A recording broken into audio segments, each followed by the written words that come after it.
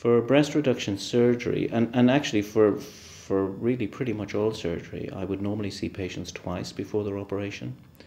And the first consultation is really a lot about getting a lot of information from the patient about their medical history, about communicating with their GP, and about going through the operation, the recovery, and the risks associated with the surgery.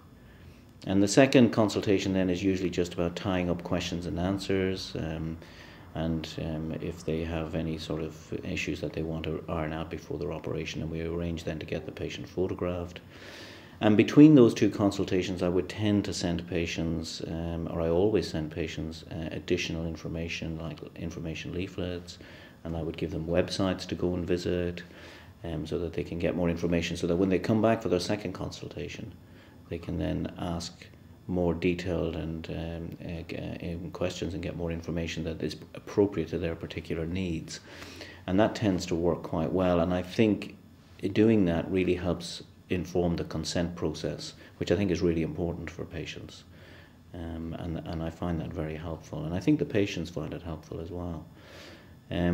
With regards to breast reduction surgery, I think what's really important is that patients are made very clearly aware of the permanent scars that they're going to have. I think that is the one issue that patients really need to understand. So getting the opportunity to see photographs of my own results, not just anybody's results, I think is really important. To be able to see what the scars look like and to understand what the scar maturation process is like is very important. They also need to understand that there is a risk of abnormal scarring, and they need to understand what, even though it's small risk, they need to understand what that could be potentially like should it happen to that individual. So that's a very important process. And then we just go through the standard normal things about how long the operation takes, about using drains, about wearing bras after surgery, how long they're in hospital, which is usually just one night, and what the post-operative care arrangements are going to be like. And of course, obviously for the consent process, the patient needs to know about the risks and the complications associated with the surgery and what the impact those complications would potentially have and how we would deal with them if they happen. So it's quite a long consultation. It takes quite a bit of time.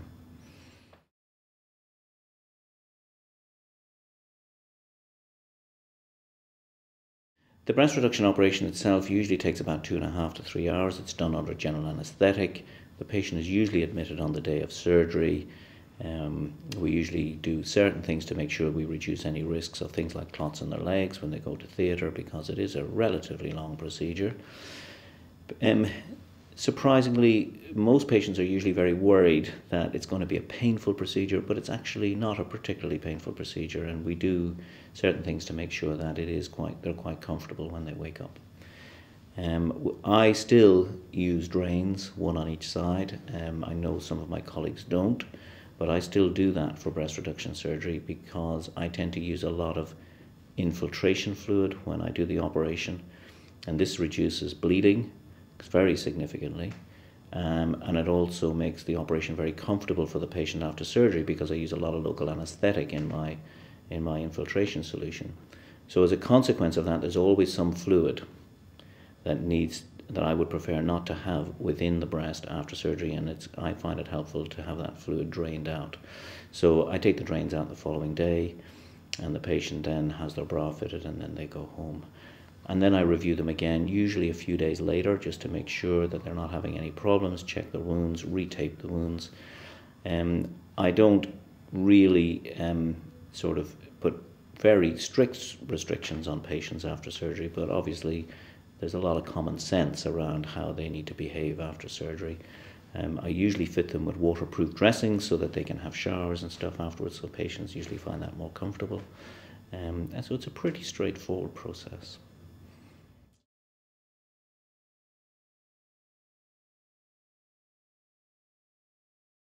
From my point of view, there isn't really anything very specific that you personally need to do. What I would need to know and make sure is that you don't have a family history of breast cancer, that you've not had any particular operations on your breast that would have caused me a problem.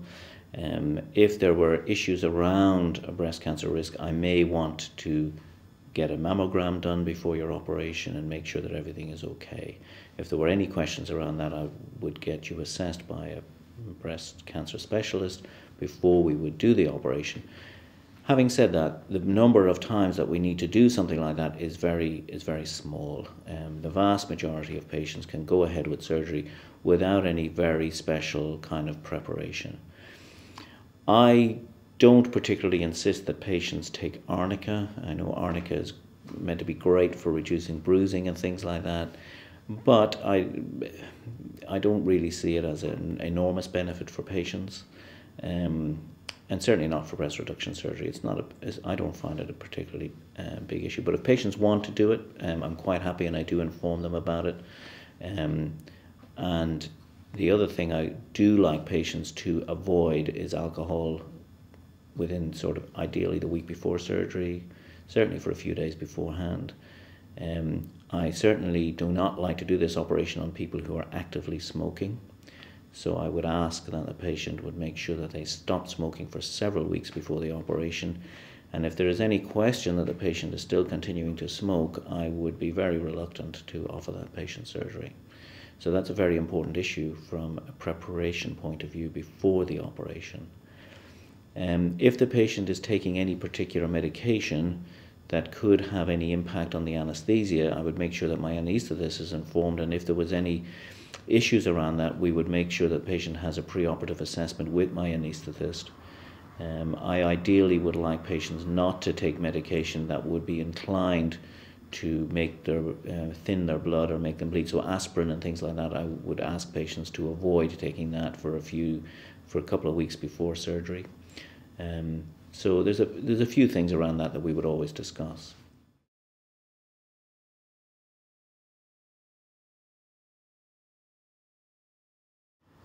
The risks with breast reduction surgery are like the risks with any operation. There are general risks with any operation, like bleeding and infection and clots in your legs. But there are some very specific risks with breast reduction surgery that patients need to be aware of. And the one thing we've already talked about, of course, is abnormal scarring. It's not a common problem, but patients need to be aware of that. They also need to be aware that it's not possible to guarantee a final cup size. And if patients have a significant difference in breast size or a significant asymmetry before surgery, they need to be aware that it may not be possible to get perfect symmetry after surgery. That's a very important issue for patients. Issues around the sensation to the nipple is something we need to discuss. A lot of patients with very large breasts don't have great nipple sensation pre-operatively in any event, so it's not a major issue for a lot of women, but for some women it's a big issue, and we have to make sure that they understand that nipple sensation may well be changed and altered as a result of this operation. In doing this operation, you do interfere with the blood supply to the breast tissue and to the fat in the breast, so there is a risk of having problems with healing afterwards as a consequence of interfering with the blood supply. And that can result in loss of the nipple itself. We call that nipple necrosis, and it's a less than a 1% risk. But patients again need to be aware of that, and there are ways and means of getting around that problem if it arises, or if I think a patient has a specific risk of that happening, a risk higher than 1% and certainly a risk higher than 5 or 10%, then I would probably suggest to that patient that in fact we remove the nipple from its blood supply and graft it on, and that's called a free nipple graft. And then there's risks of the lumps of the part of the little bits of fat inside the breast losing their blood supply and going hard, and that's called fat necrosis.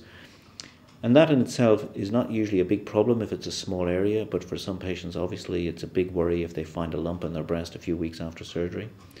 So it's to sort of explain how we manage that process if it happens. Again, it's not common, it's very unusual. The other thing that patients need to be aware of is that we do send their breast tissue off to be examined. I do anyway as a matter of routine, and it is examined by a pathologist. It's very unusual to find a hidden breast cancer, but occasionally we do find one. And if we do find one, then obviously the patient will be referred on appropriately and managed appropriately if that should arise. But it's a very unusual situation. So they're the sort of main kind of things. The wound healing problems do happen with breast reduction surgery. They're more common in patients who are very overweight, or patients who are having very large breast reductions, and again patients who have specific problems, like if they're smoking preoperatively or if they have diabetes and things like that. So for those kind of patients, we would tend to ask them to lose weight before surgery, stop smoking, get their diabetes under good control, things like that, so to make sure that we reduce their risk profile as much as possible. And as I said before, if they continue to smoke, or they are unable to lose weight to a safe level, then I may consider not proceeding with the surgery, because those patients run into serious risk of complications, including losing their nipple and fat necrosis and wound healing problems and the wounds breaking down. And those are big problems for patients, and they can be significant problems afterwards. So it's very important that if you're going to get good results and for patients to be really happy, you want them to heal up first time without a major problem. And that's very important.